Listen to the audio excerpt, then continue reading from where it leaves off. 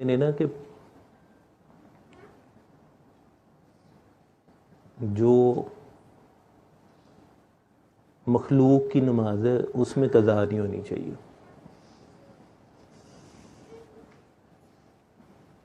ऐसे नबी वसल्लम फरमा रहे हैं कि मैं बाजमात जमात करवा रहा हूँ नमाज और मेरी माँ मुझे आवाज़ दे तो मैं उधर चले जाऊँगा।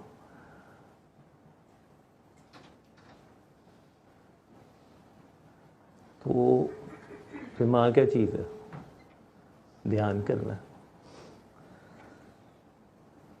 जितने भी अल्लाह वाले हैं, जितने भी मशहूर हुए हैं, उनको छोड़िए अभी आप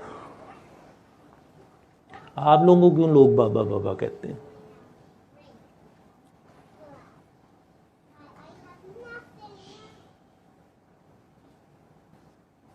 क्या आंसर आप लोगों के पास है? जो दुआ हम बोल रहे हैं उस वजह से, जो बाबा जी का पैगाम दे रहे हैं उस वजह से, क्योंकि हमको तो कुछ थोड़ी कर रहे हैं, जो हमसे ड्यूटी के तौर पे हमसे लिया जा रहा है उस वजह से। अभी मतलब मैं पिछले वीक में जब आपसे लास्ट हमने दुआ कराई ना, उसके बाद काफ़ी चीज़ें सोच रही थी। तो मतलब जैसे आपने कहा ना कि मैं बहुत जगहों पे जाता था, तो अभी मैं अपना हिसाब किताब कर रही थी, मैं इधर जाती थी उधर जाती थी तो उसके बाद अब मुझे सर के साथ 13 इयर्स हो गए। तो मैं ये आप जब बात कर रहे थे तो मैं ये सोच रही थी, यहाँ भी मैं गई हूँ वहाँ पे भी गई हूँ, तो इस सिस्टम पे आके स्टॉप क्यों लगा है, पास क्यों लग गया ना जो आपने।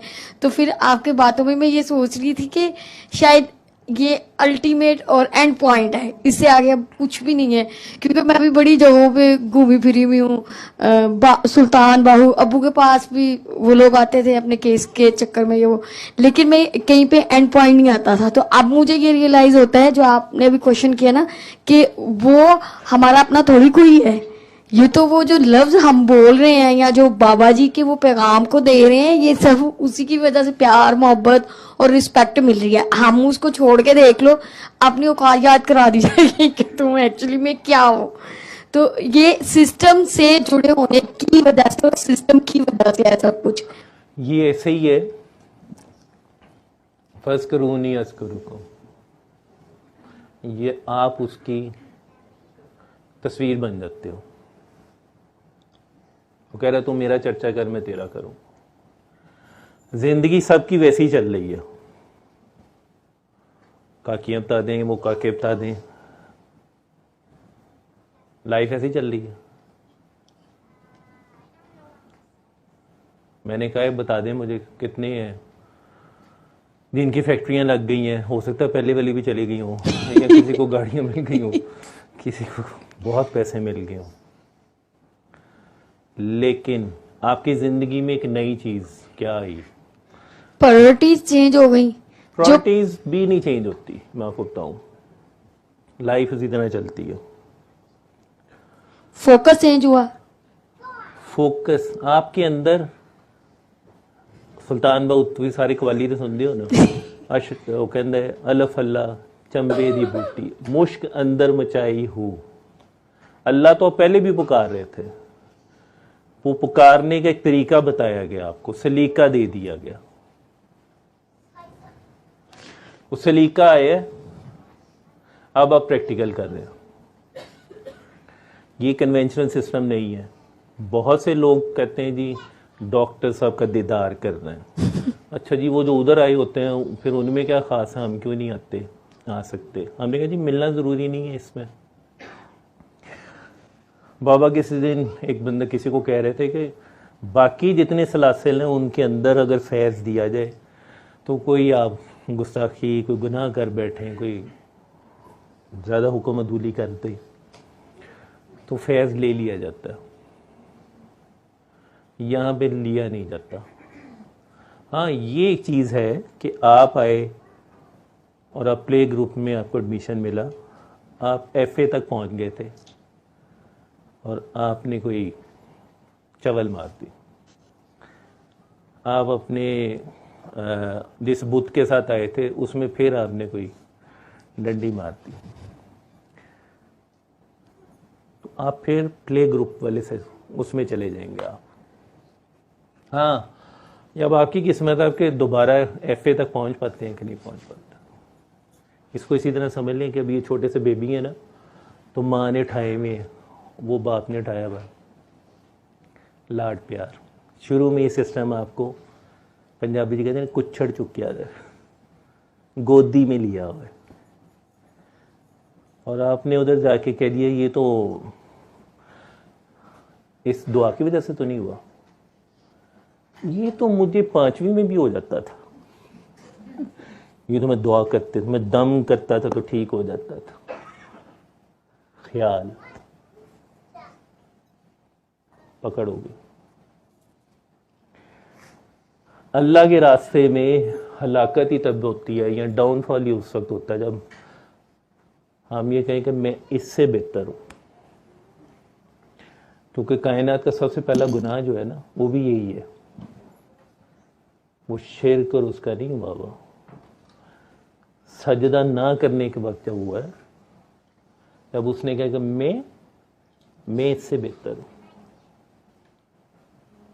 तो ये रूहानियत में जितने लोग हैं, यानी अल्लाह का जो रास्ता है रूहानियत का, ये मतलब है उसमें हमेशा ये झुके हुए रहो।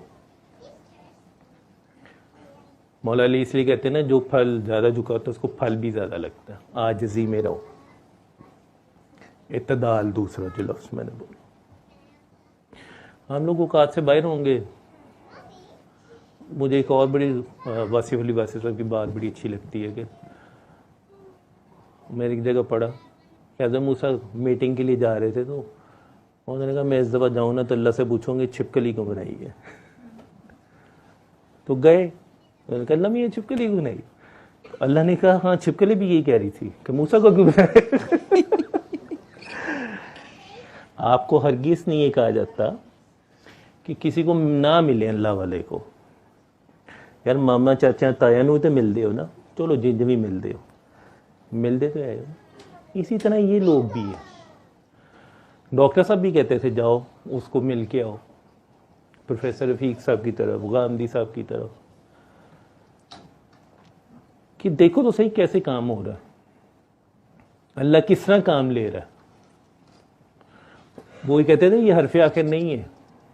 और यार कुरान को कहीं ना कहीं से स्टार्ट करना है ना, नूरानी कायदे जैसे किया जाता है, तो सूरह रहमान से स्टार्ट कर लो। ठीक। दूसरा, एक दफ़ा मैं बाबा के साथ जा रहा था, कहीं पे दुआ करवाई, गार्डन टाउन बरकत मार्केट से हम जा रहे थे,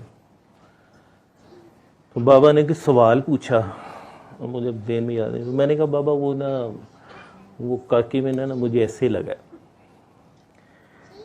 कहते हैं अभी इश्क कच्चा है, अभी तासुब है, अपने अंदर तासुब ना लाओ कि डॉक्टर साहब उससे ज़्यादा करते हैं, वो ज़्यादा क्लोज है,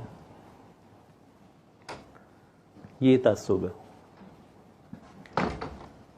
ये डॉक्टर साहब को बड़ा ज़र्फ है, तानू सारे नहीं आशक बनाया था उन्होंने। फिर थोड़ी जी तुसी भी लाज रखो ना, फिर रोंदे फोन भी ना करे डॉक्टर साहब अब ये हो गया। खलो वो मैं ढूंढ रहा था कोई तवक्कल वाला, मैंने पहला देख लिया कायम वाला, मैं अल्लाह पे कायम हो गई हूँ। मैं कह रहा कोई वक्त चला कोई वो हाई, चलो सैयद ही लभ्या सानू।